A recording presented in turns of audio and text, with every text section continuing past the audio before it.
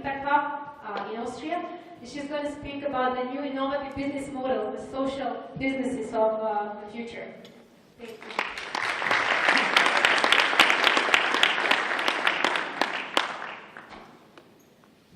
I will also hold the microphone in the same way.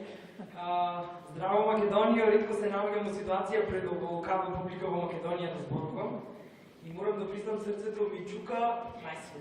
Така си е, дома си е, така си.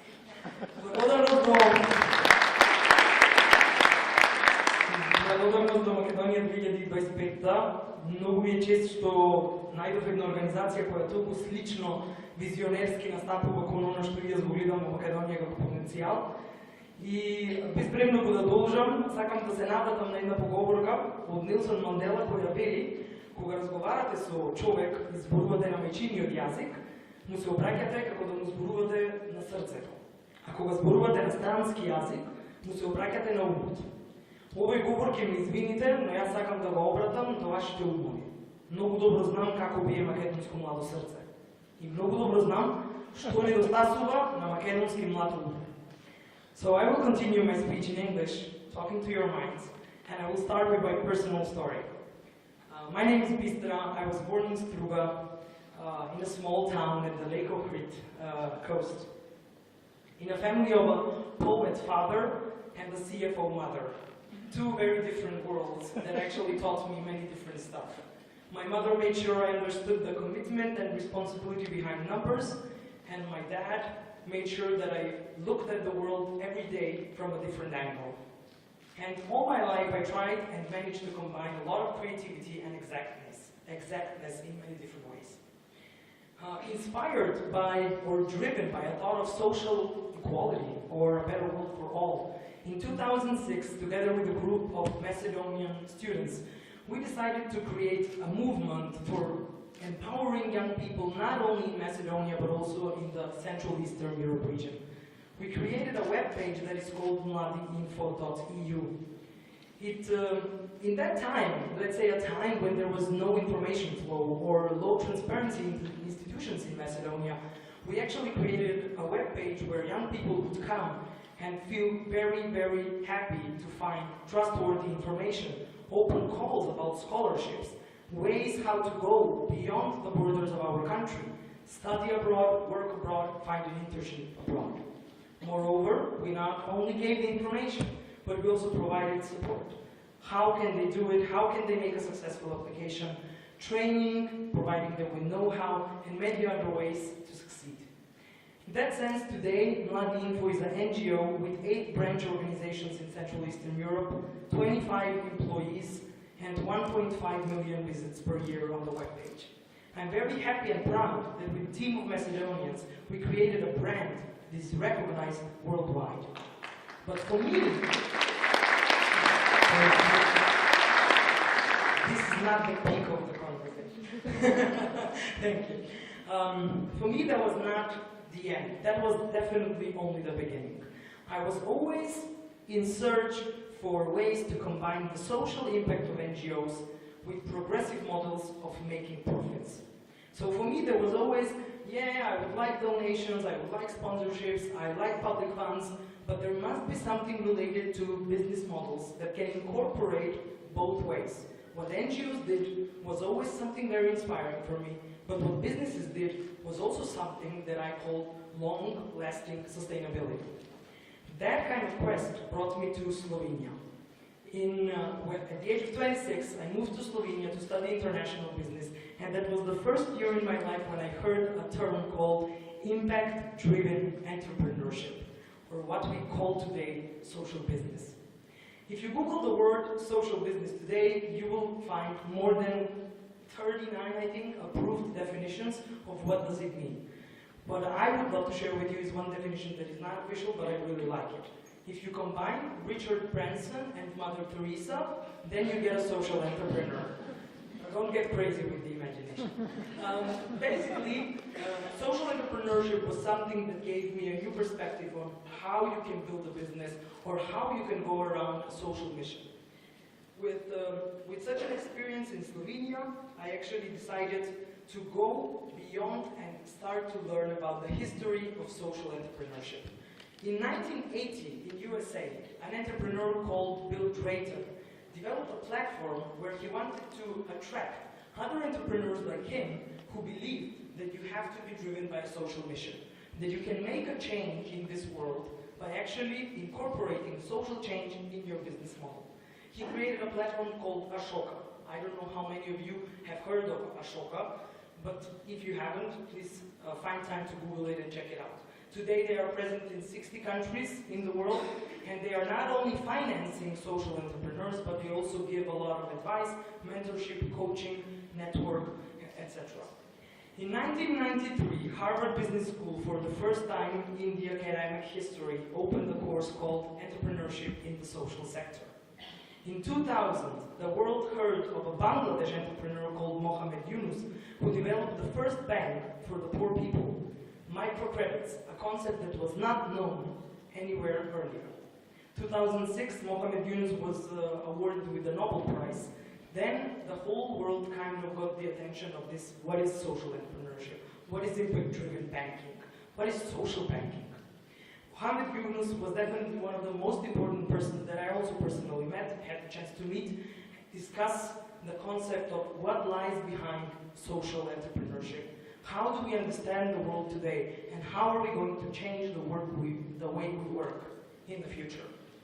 What is interesting, my organization, Impact Hub Vienna, actually started in London in 2010, in a time when co-working and crowdfunding were becoming really hype, trendy topics.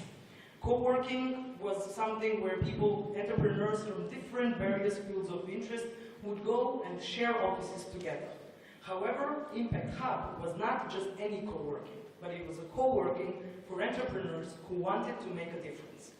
So basically, what we have in Impact Hub Vienna today is a co-working space that is offering space, support, mentorship, financial sources of financing, as well as a lot of know-how to social entrepreneurs in Central Eastern Europe. My role in Impact Hub Vienna is regional program coordinator. What I do is I go around the region, 25 countries of Central Eastern Europe, and I try to find the social entrepreneurs who are not even aware that they are social entrepreneurs.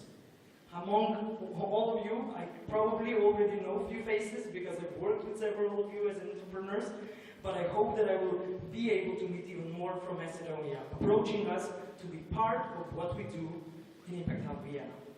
In Impact Hub Vienna, there are a few stories that I want to share. I work with, for example, Evelina, who is Swedish, but lives in Vienna, and she was very much inspired or triggered by the challenge of food waste. How is the waste managed in today's world? She connected with supermarkets in Vienna who were throwing away the fruits and vegetables that is not by criteria, that doesn't meet the quality criteria for being sold in the markets. She takes the vegetables and fruits, creates very tasty jams and soups that are affordable for disadvantaged groups in the society. That's a social business case.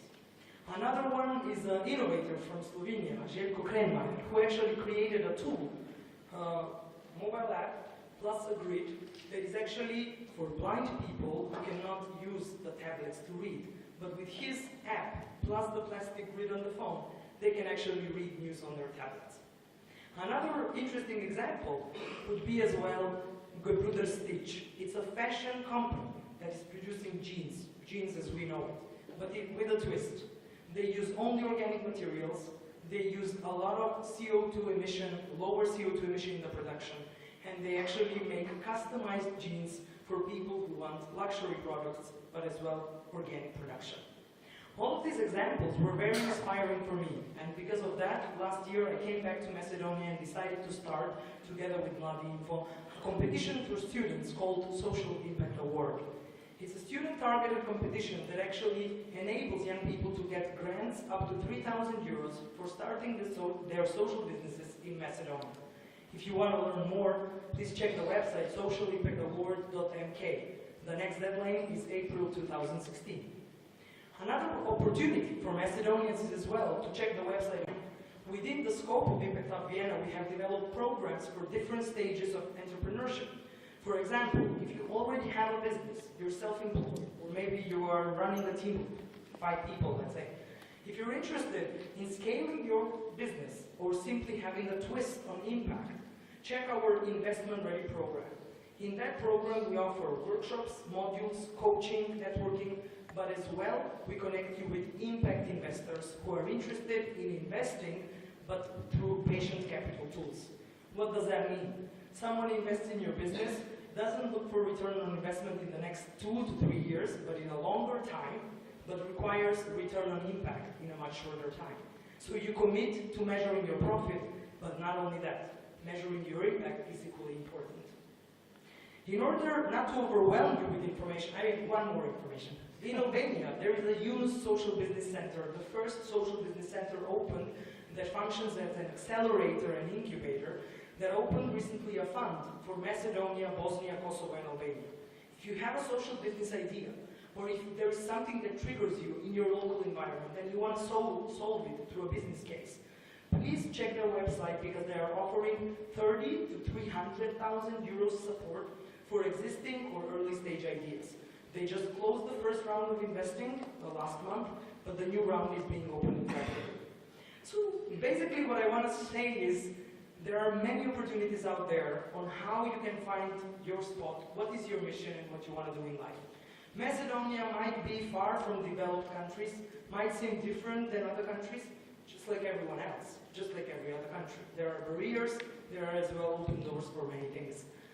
Look out to see the opportunities. And if you don't see any, find me at this summit. I will tell you some, for sure. And before I finish my speech, I would like to share a story. I decided that I will close this speech with a story. Old Indian grandfather is talking to his grandson in the garden, and he says, I want to tell you a story, my dear grandson. In every person, there's a battle between two wolves. One wolf is the evil wolf. It is represented by false pride, anger, ego. It has a lot of negative emotions, and you usually feel it in your bottle, in your neck. What about the other one, grandfather? Well, the other one is the good wolf. It is represented by joy, by love, by respect. The grandson thinks 5 minutes and then he asks, but grandfather, which wolf wins? And the grandfather says, the one you feed the most. Feed your good wolves.